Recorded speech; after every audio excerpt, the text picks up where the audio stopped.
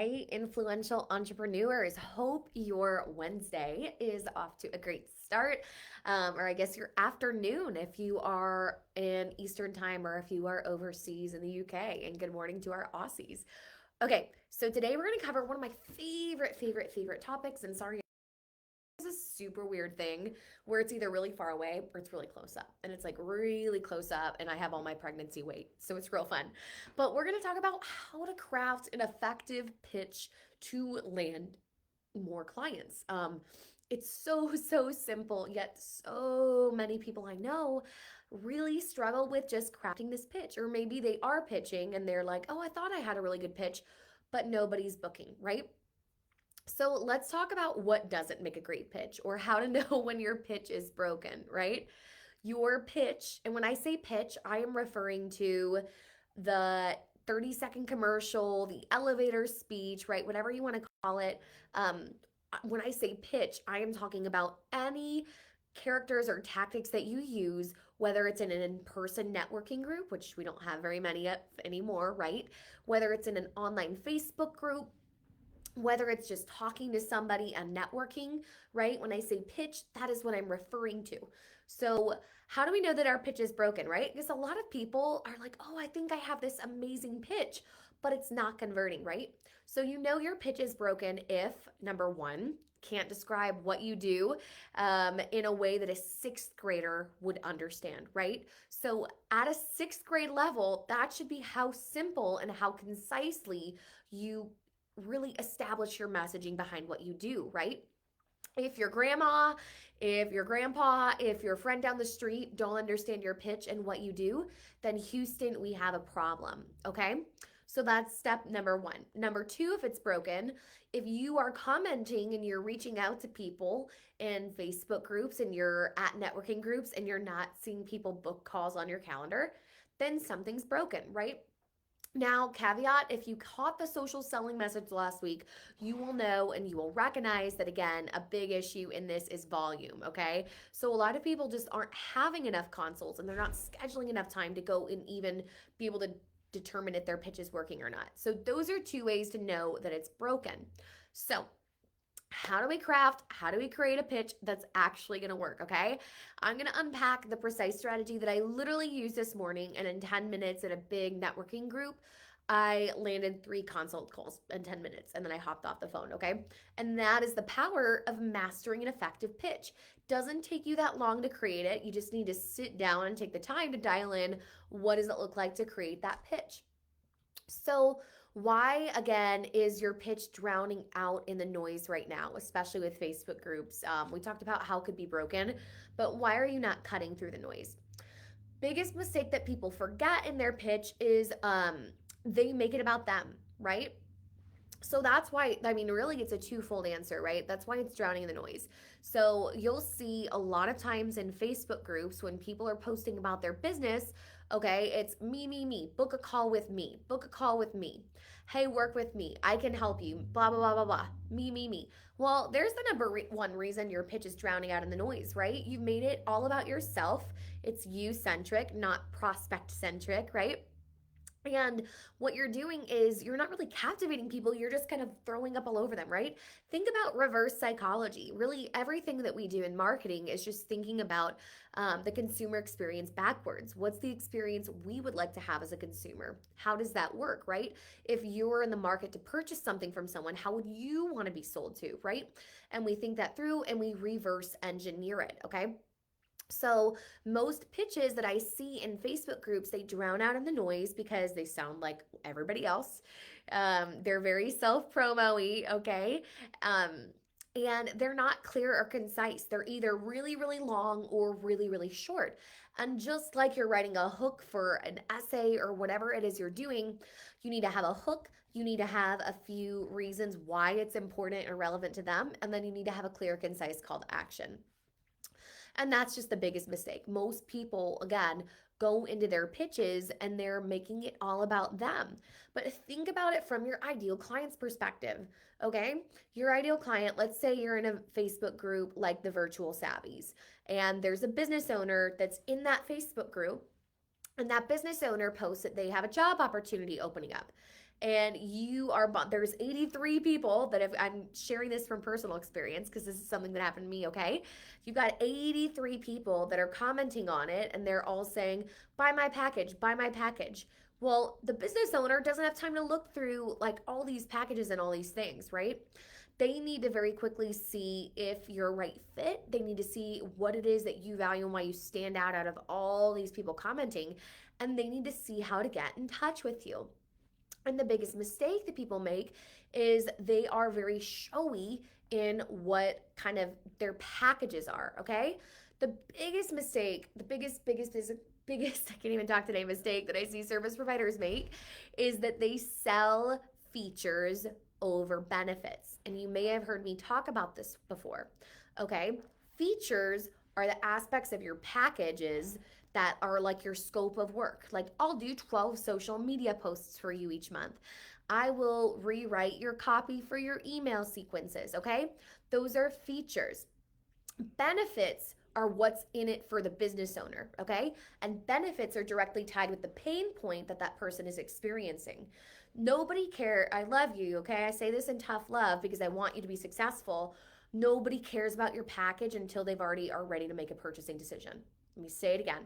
Nobody gives a rat's you know what about your packages until they've made a purchasing decision. They want to know if you can solve their problem. And a lot of times, even though people like to see the scope of work, they like to see your overall package and your pricing so that they understand what it is you offer, what it is they're paying for you. Remember, when they're posting for the first time, they're in the awareness stage of the buying process. They haven't even decided if they're going to purchase, let alone purchase with you, okay? They still just need to figure out what's out there. But people always want to feel like they are the exception to the rule. People always want to feel special, even though you've probably served a million clients, right? Maybe not a million, but maybe you've served so many clients and you know that that person is probably going to fit into this package. People like to feel unique. They want to feel special. And if you, in a very quick pitch that you provide, can't clearly articulate it, what's in it for them, and help them understand that their problem is like special and that it is unique and that it is important, they're going to just continue to scroll. You've got to be able to reach them in a way that is pertinent and shows that you care about them, shows that you understand their problem, but also clearly conveys that. Okay? So again, your pitch is drowning out because it's not specific, it's not clear, and the biggest mistake people are making is making it all about them. It's about your client. So, what do the power of stats and social proof have to do with this? Well, the other factor, the other piece of the equation, if you have them, that's really, really helpful, if you can do one or the other or get both, it's even better, is incorporating statistics and social proof.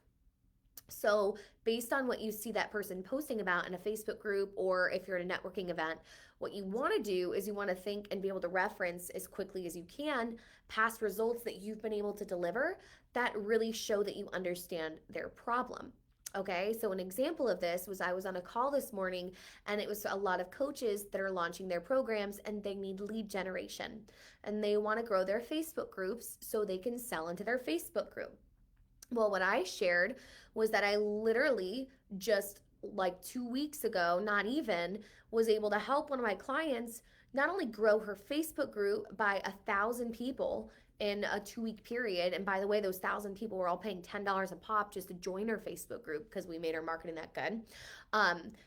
She ended up converting 500 new members into her membership. Okay. And so when I'm on the phone and I know that I'm in a contact and I'm on a call with people that all have the same goal, I'm going to share that stat. Okay. I'm going to say and incorporate that into my pitch so that they're like, oh my gosh, this girl delivers. That is the power of knowing your stats and taking the time to write them down. Social proof as well, and having other people recommend you is also key. Okay, so like if you're in Facebook groups, let's just use the Virtual Savvies as an example, but any large Facebook group, if you're using that to get clients, if you know people, like if you have past clients or colleagues that can vouch for your work in there, and there's a client that looks qualified that you want to work with, you need to have people tag you. You need to have people recommend you. Because at the end of the day, people love to see referrals. They want to make sure they're making this investment that you're a real person, that you can deliver, that you really are who you say you are, especially in the online space. We all know people get hosed a lot. There are a lot of really illegitimate service providers out there. It's horrible. It makes selling a lot harder for us, right? And so, if you've got people in that group that can tag you and can recommend you and vouch for you, oh my goodness, that's going to make a world of a difference for you because they are helping sell for you. Okay? So, finally, what is the formula? So, you take all this information and you're thinking, that sounds great, Ashley. I'm going to give you an example of my pitch and really what your formula is. First and foremost, when you're giving your pitch, you need to lead with the result that they want. Okay, so that's the first step. What is the result? What is the outcome? What is their overall objective when they are looking for this person to solve their problem? Number two, what can you do to solve this problem and how have you done it before? So, what do you do to solve this, right? So, what's the outcome? What do you do to help give them this outcome? And then what proof do you have to show that you've solved this before? Right? What you're doing too, when you position yourself in your pitch like this, you're pre selling. You're taking a lot of that guesswork out, and it makes it that much easier to close people when they get on the phone. And finally, you need to have a next step so that you can continue that conversation. I recommend phrasing it as a question. The reason for this is that we want to be asking for micro commitments along the way. When you ask as a question in groups, right? If you're saying, can I reach out to you, or would you like to schedule a call, or does this feel like it resonates with you? You're not forcing yourself on them. You're not forcing yourself to work with them, right? You're giving them a decision. People want to be in control, especially when they are the one making the purchasing decision. Remember, if you're the one pitching, even though I talk a lot about and I teach a lot about equal business stature, if you're pitching them, why should I? So let's just think about it this way, okay? I'm a busy business owner. I posted a few months ago in the Virtual Savvies group, right? A job op that we were hiring for. This was months ago. I had 83 people comment on that thread about the job op that I posted, and I posted really specific things of what I was looking for. And then people are like, oh, here, I have this package that does this. Book a call with me. Why would I, as the busy CEO of a company, right, when there's 83 other people on this list, why, in reading your package and what you charge and including your link, why do I want to book on your calendar, right? I've got 83 other people to look at. You just basically are blasting and showing all of your stuff to me, like your packages. You've already revealed your pricing card, right? Which is like the only reason that someone's going to get on a call. That's why I just recommend not putting pricing on your website. That today, by the way, is the only thing that's going to set you apart, or that's the only reason that somebody's going to get on the phone with you, is to learn the price. Otherwise, sure, people put starting points, things like that if you're booked out. But when you're building your client base, I do not recommend giving your price. It just cheapens what you do. And that's the last card that you have to play, right? That's usually, at this point, people can find everything else that they need to know on your website and everywhere else, but the pricing card is the last one that you hold to be able to get somebody to book a consult with you. And yet a lot of people just give it away for free. They just put it out there, okay? So what you need to do instead is you want to give them a reason to want to hop on a call with you, right? This busy business owner isn't just going to stop their day out of nowhere and just be like, oh, cool. I mean, it might happen. You might get lucky now and again if you're in a group that's not as popular. But as a long-term strategy, if you want to be the best and you want to go after higher ticket, higher paying clients, they're going to be a lot smarter consumers, right? The higher ticket people that you probably want to work with that are going to be better clients, they don't have time. They are going to probably be shopping 3 to 5 other people, right?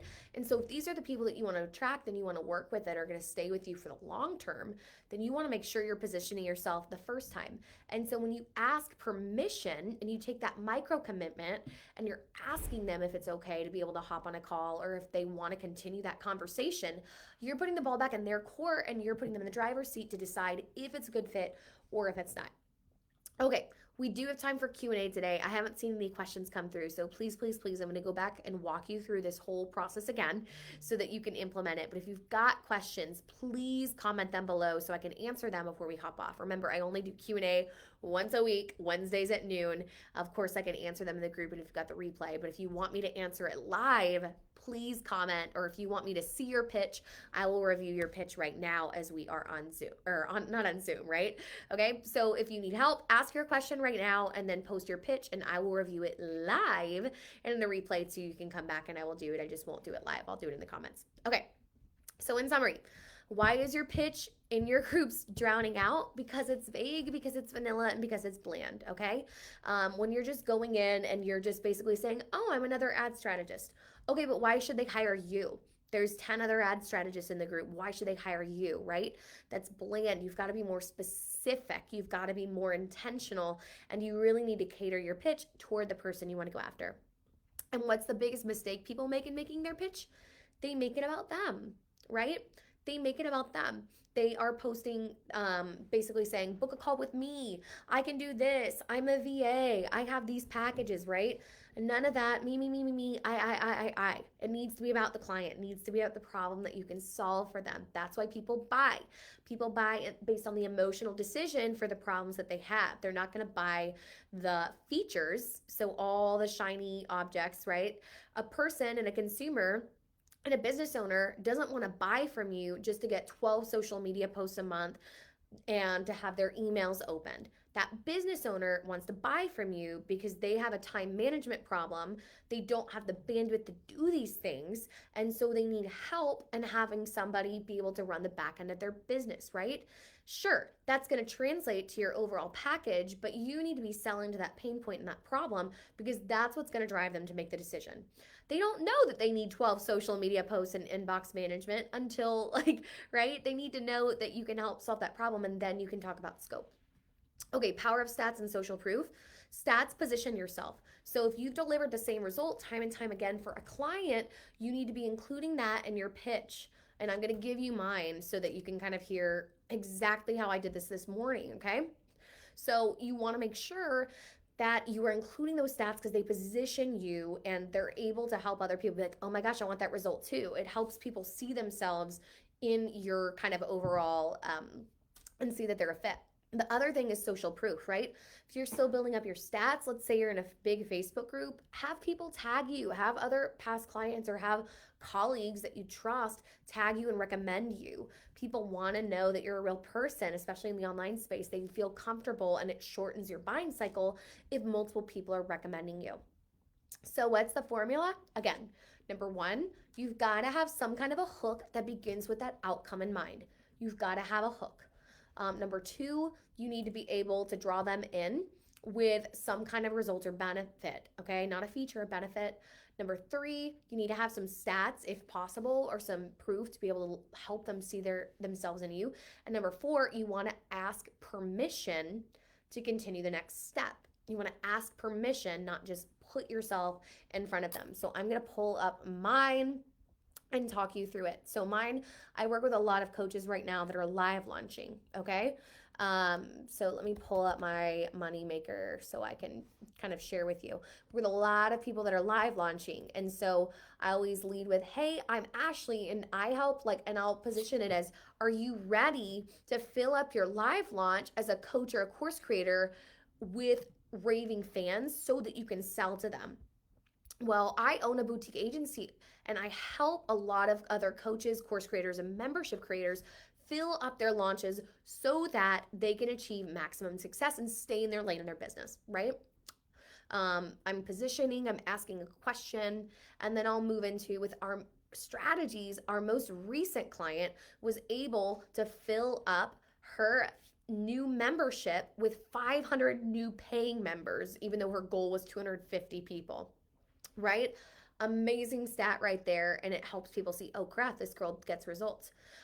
Then finally, that next step is, would you want to start a conversation, or does this resonate with you? Would you want to continue that conversation? You're ending with a question, so you're not just pitching and going blah, blah, blah, and throwing up all over them. You want to give them that opportunity to be in the driver's seat to continue. Okay. I'm looking on here. I want to give everybody a moment. I don't see any questions, but I want to make sure that I'm double checking and looking in case anybody has questions because I want to make sure that I can answer this. I think this is so important and it's such an easy fix. I guarantee you that you could literally fix this in like an hour if you took the time, right, to be able to do it and to be able to do that. Okay, I don't see anybody on here asking questions just yet. None. Okay. So if you are catching the replay, please comment your questions below. I will go back through and answer them. I always like to answer them live. And remember, every Wednesday at noon, I will go live. I will answer a specific question in the group or something that I see as a huge problem when it comes to growing and scaling your company. So thanks to everybody who tuned in live with me, and I will see you next Wednesday. Be sure to comment your questions.